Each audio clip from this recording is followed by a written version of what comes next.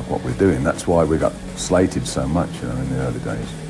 God, what's this music, you know, what is it? Is it music?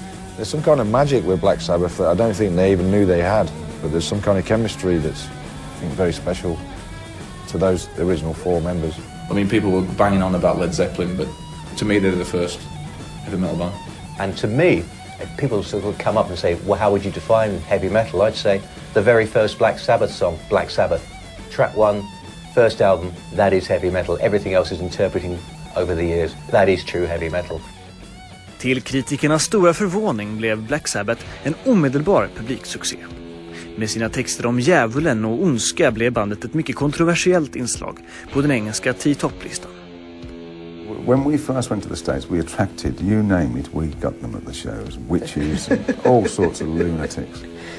And if we happened to be playing in one particular town we played in the States, they tried to ban us from playing. And for some reason or other, I don't know why, the church burnt down. There's a fire at the church, and guess who got the blame? I mean, it's absolutely ridiculous, you know, but... Det var Tony Iommis idé att flirta med ondska i musiken.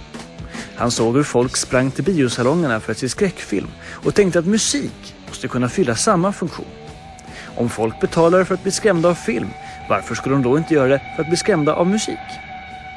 På andra sidan Atlanten kom precis samtidigt en man på exakt samma idé.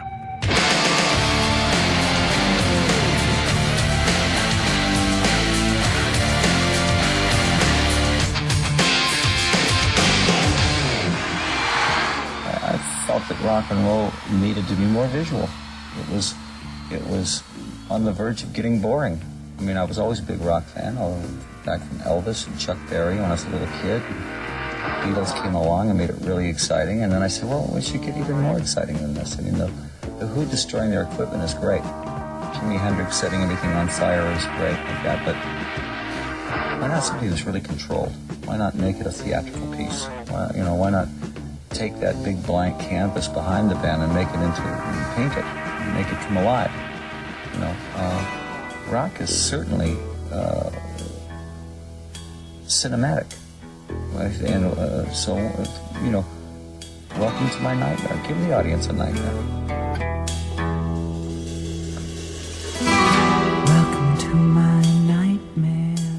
When growing up, to the generation I grew up, I had 3 older sisters. And my youngest of my older sisters, Kathy, bought this record called Welcome to My Nightmare in 1973.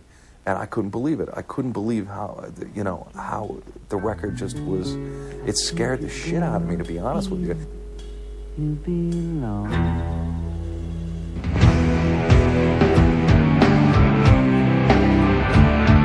Alice Cooper växte upp under Flower Power-rörelsens glansdagar. Han hatade den och redan som tonåring bestämde han sig för att hans musik skulle bli en påle i hjärtat på kärleksgenerationen.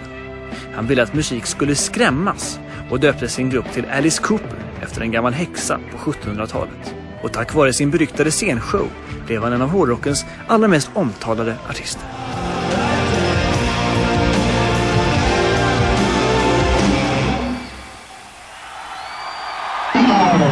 I used to have to take everybody in the family to the show, to rehearsal. Oh, okay. And I would say, okay, this is how the guillotine works. And I would say, this is what happens. It comes down, it releases me here, it misses me by that much,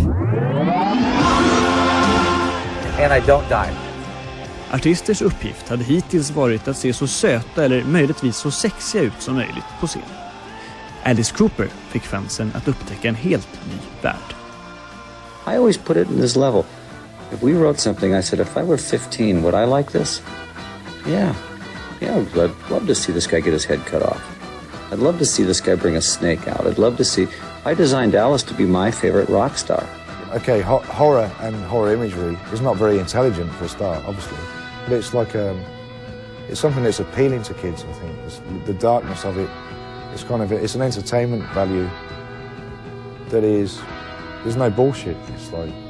It might be throwaway, it might be stupid, it might not mean anything, but there's something you can identify with in the fact that it's not mainstream. I always defended it by saying, look, do you love to see James Bond movies with the big fight scenes and things exploding and that? Well, what is the difference? Is Alice Coopers musikalaktiga scenshow och bruk av scensmink inspirerar artister som David Bowie och Rolling Stones. Och snart var glamrockvågen ett faktum.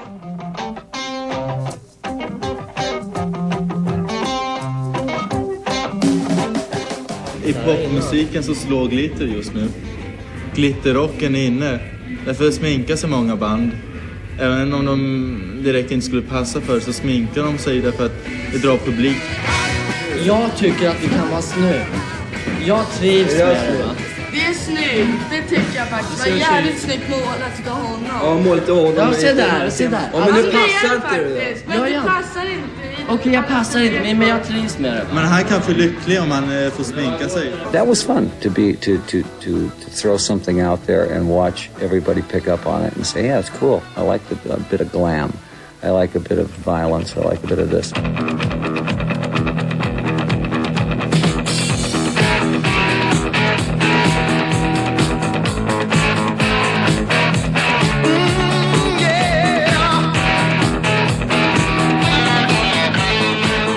På 70-talet förlorade rockmusiken definitivt sin oskuld.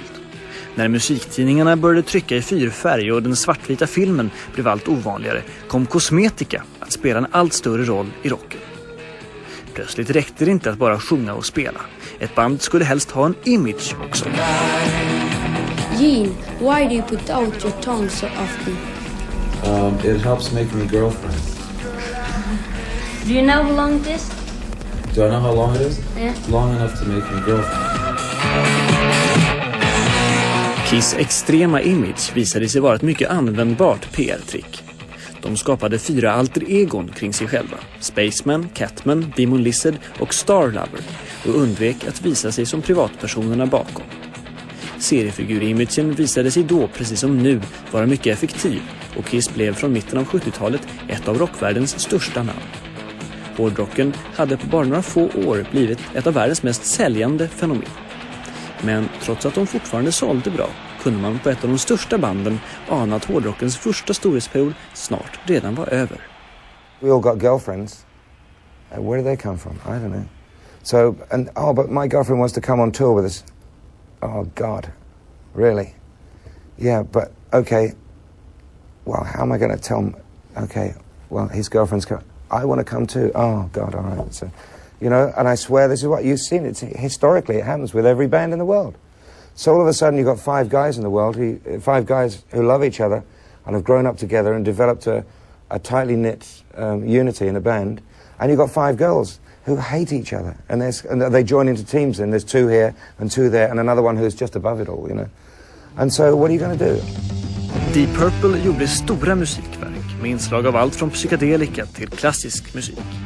De skrevs i början av 70-talet in i Guinness rekordbok som världens mest högljudda band.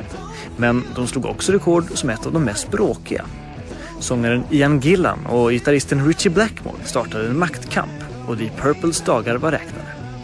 I don't know what went wrong with Ritchie.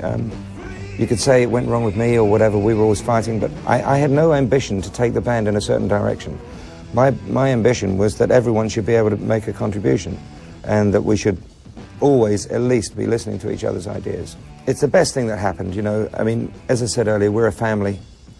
And every now and again somebody falls out and it becomes irreparable. 1973 lämnade Ian Gillan Deep Purple och basisten Roger Glover följde efter. Plötsligt stod ett av världens största rockband utan sångare och man fick annonsera i tidningen efter en ny. And I saw in a new music paper called Melody Maker that there was a picture of John Lord at his organ and underneath the byline said Deep Purple have still not found a vocalist and are considering unknowns. So